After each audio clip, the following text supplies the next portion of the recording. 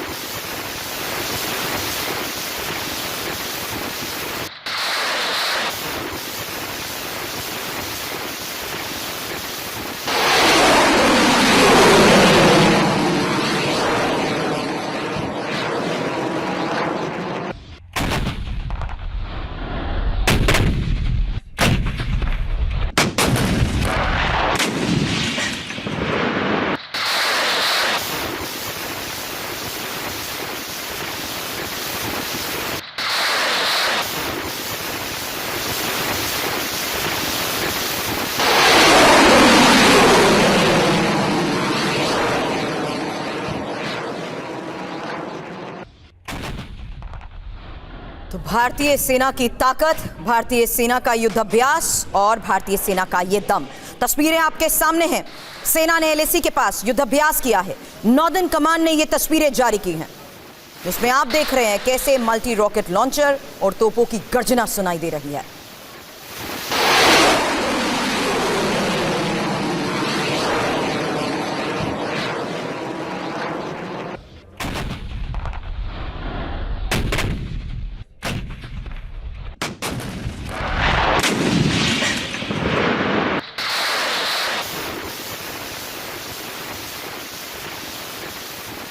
और अब सबसे बड़ी खबर, इजरायल हमास टकराव का छठा दिन और इजरायल की जंग लड़ने की पूरी तैयारी।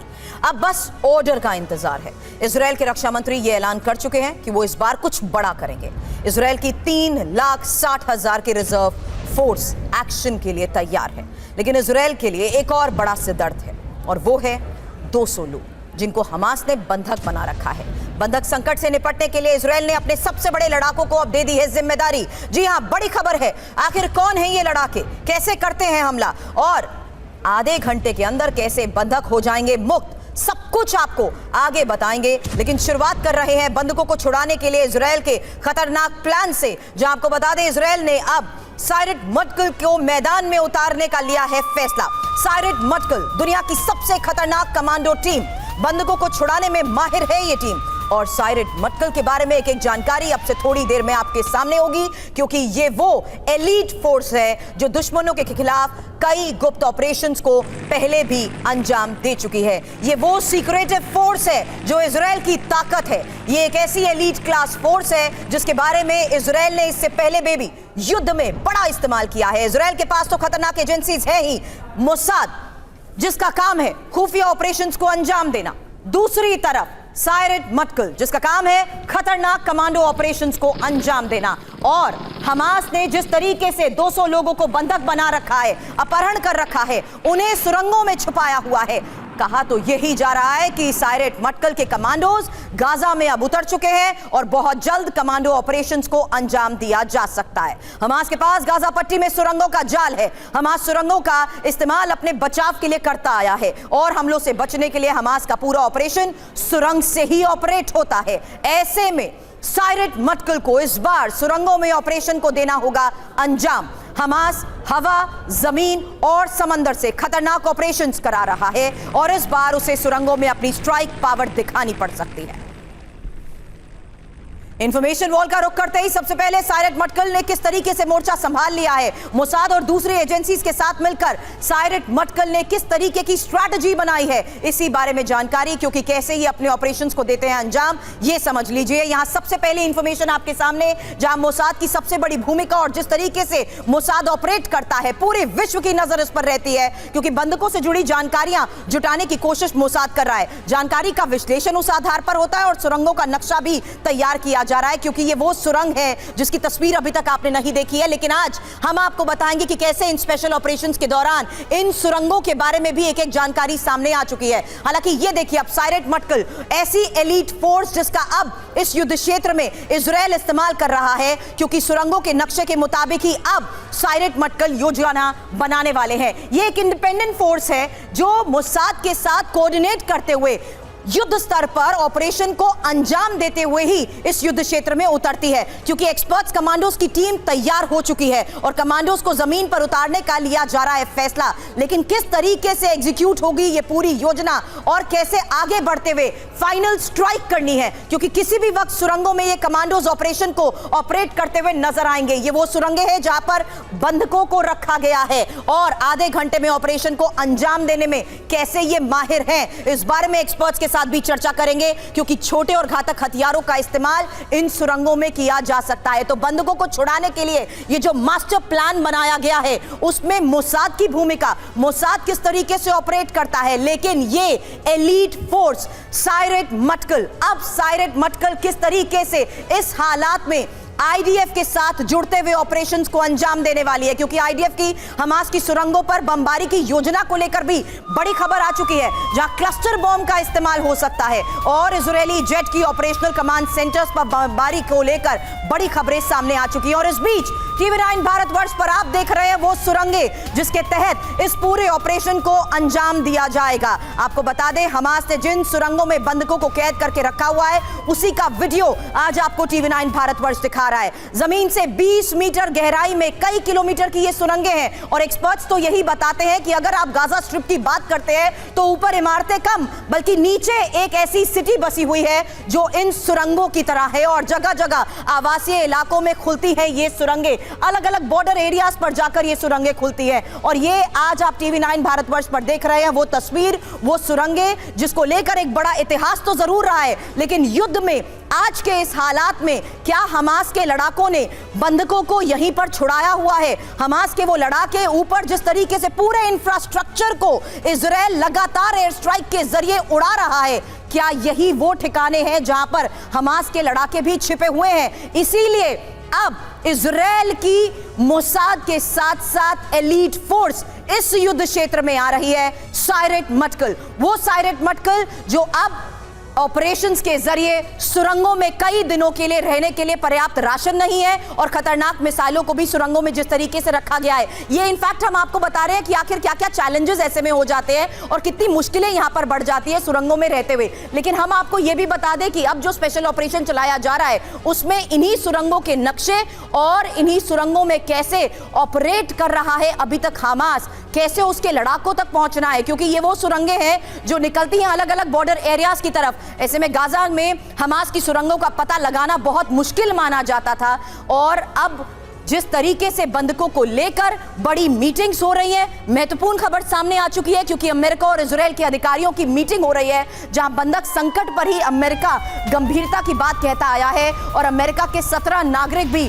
लापता बताए जा रहे हैं। ये इंपॉर्टेंट खबर आपके सामने, क्योंकि अब से थोड़ी देर पहले ही एंथनी ब्लिंकन भी इजराइल पहुंच चुके हैं और ऐसे में इजराइल में उनकी मौजूदगी और लगातार होने वाली मुलाकात पर दुनिया भर की नजर है। अमेरिका के नागरिकों को लेकर अमेरिका चिंता जाहिर कर चुका है, लेकिन बंधकों को छुड़ाने के लिए किस तरीके से इजराइल का ये स्ट्रैटेजिक पार्टनर अमेरिका सहयोग दे रहा है, इस पर नजर रहेगी, जो मोसाद से भी ज्यादा खतरनाक मानी जाती है।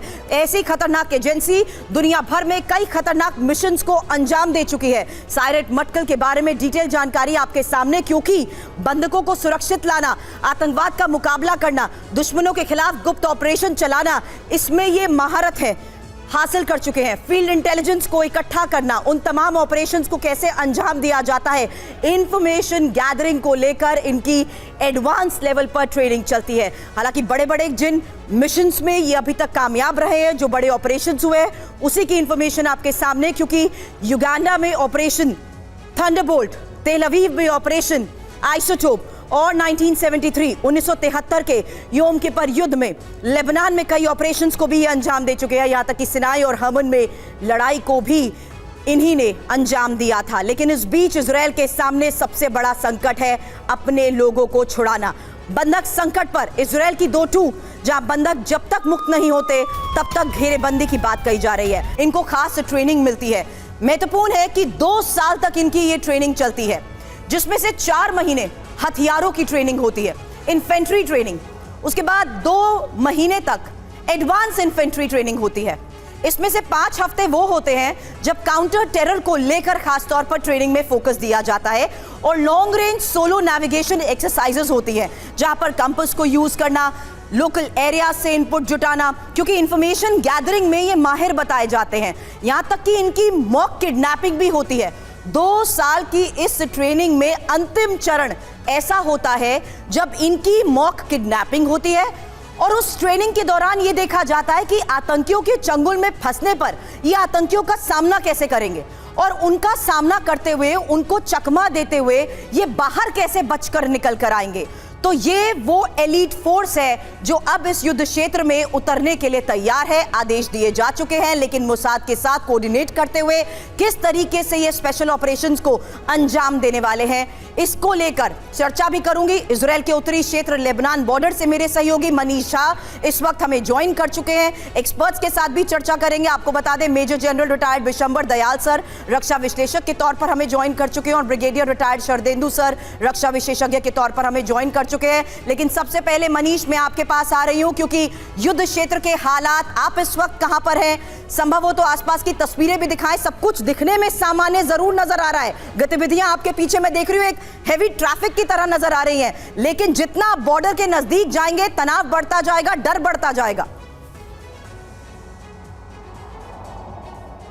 जी हाँ, बिल्कुल। देखिए, अगर मैं लेबनान बॉर्डर की बात करूं तो मैं खुद ही लेबनान बॉर्डर से लेकर हाइफा के बीच हमने देखा कि किस तरह से आज सुबह से ही जो है सो इजराइल के फाइटर जेट आसमान में उड़ान भर रहे हैं और लगातार एयर स्ट्राइक कर रहे हैं। अभी अभी की खबर यह है कि इजराइल के एयरफोर्स का बयान आया है कि हम एक क्षण भी नहीं रुकने वाले हैं, और आज इजराइल के एयरफोर्स की तरफ से सबसे बड़ी कार्रवाई होने वाली है। गाजा पट्टी पर एयर स्ट्राइक होगा, वहीं दूसरी तरफ जो दूसरा फ्रंट है यानी कि लेबनान वाले पर भी, उस पर भी लगातार नजर रखी जा रही है। हेलीकॉप्टर और फाइटर जेट के जरिए वहां पर चौकसी बढ़ती जा रही है, और जरूरत पड़ने पर वहां पर भी हमें हवाई हमले दिख सकते हैं। निश्चित तौर पर देखिए, हर फ्रंट इजराइल के लिए एक बड़ी चुनौती है, लेकिन आज इजराइल सबसे अधिक आक्रामक मोड में है। और इस वक्त जब हम लगातार आगे बढ़ रहे हैं, मैं आपको बताऊं कि ऐसा कोई फ्रंट अब बचा नहीं है जहां पर इजराइल पूरी आक्रामक मुद्रा में हमला करने को तैयार ना हो, फिर चाहे वो लेबनान का हो या फिर गाजा पट्टी का हो। लेकिन अब इजराइल की कोशिश है कि गाजा पट्टी पर हमले को वो कंटिन्यू रखे, और इस बीच में लेबनान को लगातार वो चेतावनी दे रहा है कि अगर ये फ्रंट खुला तो फिर उसकी खैर नहीं है। बिल्कुल मिलाकर अगर देखा जाए तो इस वक्त इजराइल की तरफ से जो एक्शन चल रहा है, जो कार्रवाई चल रही है, वो सबसे भीषण है। आज का दिन अगर मैं कहूं एयर स्ट्राइक के मामले में अनप्रेसिडेंटेड होगा तो वो गलत नहीं होने वाला है। बिल्कुल सही कह रहे हैं, लेकिन अब जमीनी जंग को लेकर भी आपसे सवाल करूंगी। अलग अलग इलाकों में किस तरीके से ऑपरेशन चलाया जा रहा है, उस पर भी आपसे चर्चा करूंगी मनीष। लेकिन उससे पहले सबसे पहले विशंबर सर आपसे समझना चाहूंगी, क्योंकि ये साइरत मटकल और साथ ही ये जो सुरंगें हम दिखा रहे हैं, जहां से अभी तक माना यह जाता था कि हमास ऑपरेट करता था, लेकिन इन बंधकों तक पहुंचना कितनी बड़ी चुनौती अब बन चुका है इजराइल के लिए। और ये साइरत मटकल जो इनकी एलीट फोर्स है, वो अगर युद्ध क्षेत्र में आती है तो कैसे ऑपरेट करती है? देखिए, जैसे दुनिया में एलीट फोर्सेस हैं, हमारे पास भी कमांडो फोर्सेस हैं, और आपने देखा कि रशिया में भी कमांडो फोर्सेस हैं। ये कमांडो फोर्सेस रेगुलर फोर्सेस की कमांडो फोर्सेस है। मोसाद एक इंटेलिजेंसी है, और जैसे कि होती है सरकारों की इंटेलिजेंसी, मोसाद उस तरह से काम करती है, और जब खतरा होता है तो वो एलिमिनेट भी कर देती है। लेकिन कंप्लीट इनका ऑपरेशन जो है वो complete covert operation, silent operations और और इस किस्म के रेस्क्यू ऑपरेशन जो है वो मल्टीपल करेगा। पर ये बहुत बड़ा चैलेंज है। ये जो हम लोग सब आज के दिन ये जो नेटवर्क देख रहे हैं, अपना हमास का जो नेटवर्क देख रहे हैं, ये नया नहीं है। अगर इसके पास इजराइल की आज तक इंफॉर्मेशन नहीं थी तो मैं कहता हूँ इजराइल की मुसाद के लिए बहुत शर्म की बात है। मेरा मानना यह है कि जिस कंट्री के पास टेक्नोलॉजिकली जो इतनी सुपीरियर है, उसके पास ये पूरे नेटवर्क की जानकारी है। दूसरा, मैं आपके दर्शकों को और आप सबको बताना चाहता हूं कि इजराइल के पास इतनी पावरफुल मिसाइल है जो हमने यूज की थी बालाकोट में, स्पाइस 2000, वो 30 मीटर्स तक पेनिट्रेट करती है। हमारे मिसाइल 2000 से हमने फायर की थी ना। इजराइल के पास टेक्नोलॉजी की कोई कमी नहीं है। सबसे बड़ा चैलेंज ये है, चाहे वो जो बंधक हैं, चाहे वो टनल्स में हो, बिल्ट अप एरिया में हो, झोपड़ी में हो, उनको जिंदा किस किस्म से वापस लाया जाए। और ये एक बहुत बड़ा चैलेंज है। सर, जो बात आप कह रहे हैं उसी को लेकर आगे मेरे पास खबर भी है। सबसे पहले इस वक्त की सबसे बड़ी खबर, जहां ऑपरेशन अजय को लेकर दिल्ली में हो रही है बैठक। विदेश मंत्री एस जयशंकर इस वक्त मीटिंग कर रहे हैं। इजराइल के युद्ध क्षेत्र से भारतीयों को निकालने के लिए स्पेशल ऑपरेशन लॉन्च किया जा रहा है, ऑपरेशन अजय। मनीष, इस बारे में आपसे इंफॉर्मेशन जरूर चाहूंगी, क्योंकि भारतीयों की सुरक्षा और भारतीयों को इस ऑपरेशन के तहत वापस लाना, उसी को लेकर इस वक्त सबसे बड़ी मीटिंग हो रही है। विदेश मंत्री एस जयशंकर मीटिंग कर रहे हैं मनीष इस वक्त।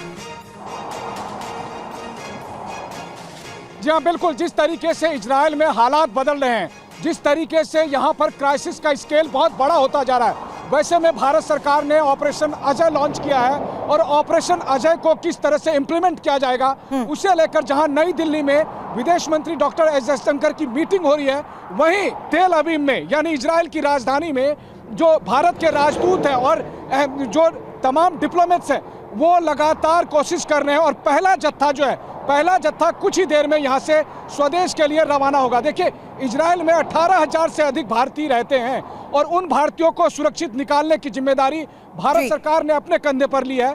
ऐसे हालात में जब ज्यादातर इंटरनेशनल फ्लाइट्स बंद हो रही है, फ्लाइट्स का अरेंजमेंट किया गया और पहला जत्था जो यहाँ से निकलेगा वो एयरपोर्ट की तरफ रवाना हो गया और कुछ ही देर में वो यहाँ से निकलने वाले हैं स्वदेश। आप बने रहे हमारे साथ, क्योंकि इजराइल पर घातक बम के इस्तेमाल के अब आरोप भी लगे हैं और इजराइल ने व्हाइट फास्फोरस बम के इस्तेमाल किया है। घातक बमों की श्रेणी में व्हाइट फास्फोरस बम आता है, लेकिन अब हमास पर जिस तरीके से अटैक्स को अंजाम दिया जा रहा है, क्या उसमें अब फास्फोरस बम का एक बार फिर हुआ है इस्तेमाल? घातक बमों की श्रेणी में आने वाले व्हाइट फास्फोरस बम को लेकर इस वक्त की ये सबसे बड़ी खबर आ रही है, जहां इजराइल ये ऐलान कर चुका है कि वो पूरे गाजा में खात्मा करने की तैयारी के साथ हर ऑपरेशन को अंजाम दे रहा है।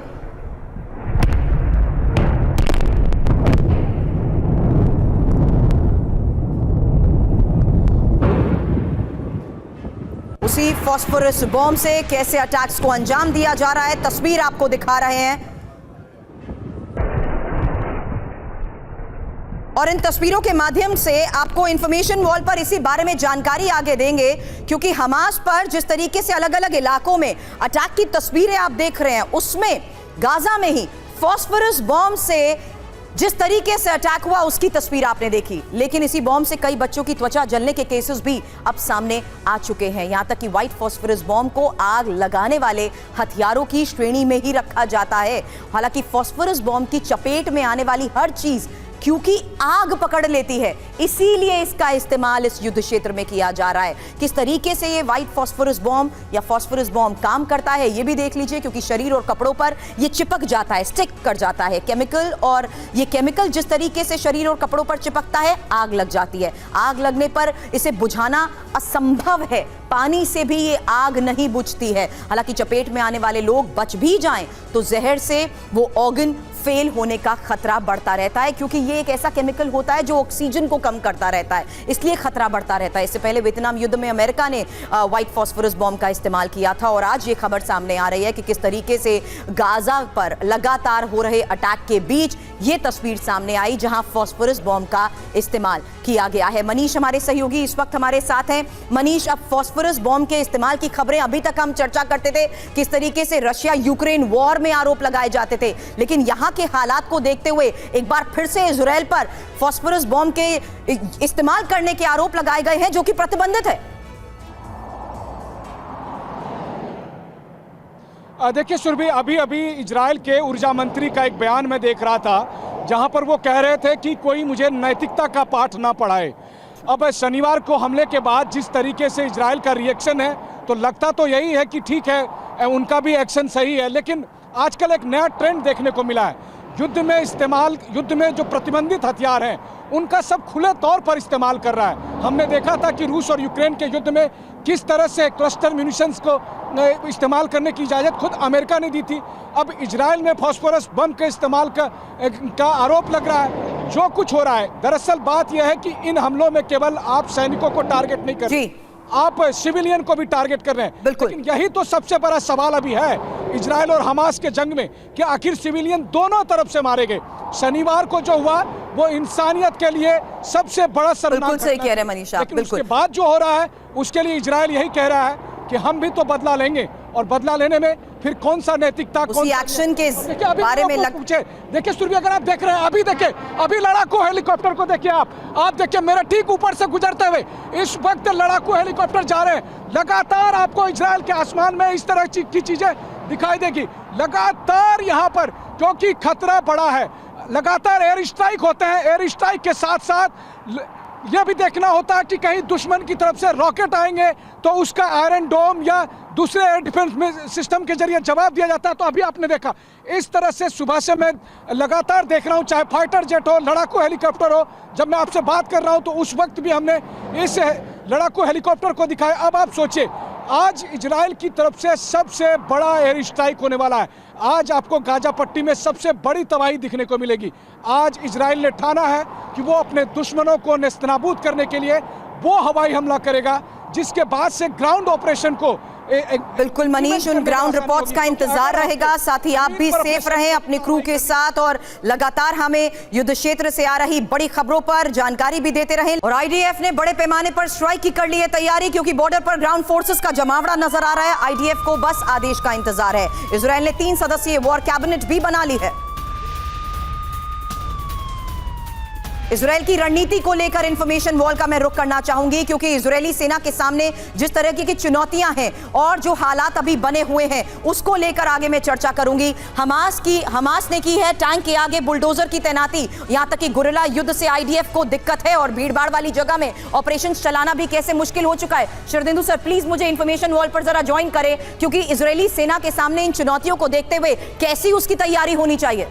देखिए, जब इजरायली सेना जब इस बिल्टअप एरिया में घुसेगी तो उसको लेन टू लेन क्लियर करना पड़ेगा, और ट्रुप्स को ऑन ग्राउंड कमिट करने के लिए सबसे ज़्यादा जरूरी है उनके पास हार्ड इंटेलिजेंस होनी चाहिए। हार्ड इंटेलिजेंस होगी और इनको जो हमास की जो टेक्निक है, आगे बुलडोजर लगा रखे हैं और उसके पीछे उन्होंने शेल्टर लिया, तो उसको उनको डिस्ट्रॉय करना पड़ेगा, पैसेज क्लियर करना पड़ेगा, जो कि जैसे कि आपके टैंक जब उस एरिया में जाएं तो आपको मैन्यूवर का स्पेस मिले। अगर आप लेन बाय लेन क्लियर करते जाएंगे तो चीज़ें आसान होंगी। कोई ऐसा हिंड्रेंस आ रहा है तो आपको मिसाइल द्वारा या आर्टिलरी द्वारा या रॉकेट द्वारा उसको आपको डिस्ट्रॉय करना पड़ेगा। और जब लेन टू लेन जाए तो उस एरिया को सिक्योर करते हुए जाए। और इसमें देखिए इंटेलिजेंस का बहुत बड़ा रोल है। आपके पास टेक्नोलॉजी है, आपके पास प्रिसीजन गाइडेड एम्यूनिशन है, आपके पास टैंक हैं, आप डोमिनेट कर सकते हैं, लेकिन साथ में आपको कैजुअलिटी भी बहुत हो सकती है। कुछ और पॉइंट्स भी मैं चाहूंगी यहां पर आप प्ले करें, क्योंकि जिस तरीके से इजरायली सेना के सामने चुनौतियों की हमने बात की है, इजरायल की तैयारी कैसी है। सर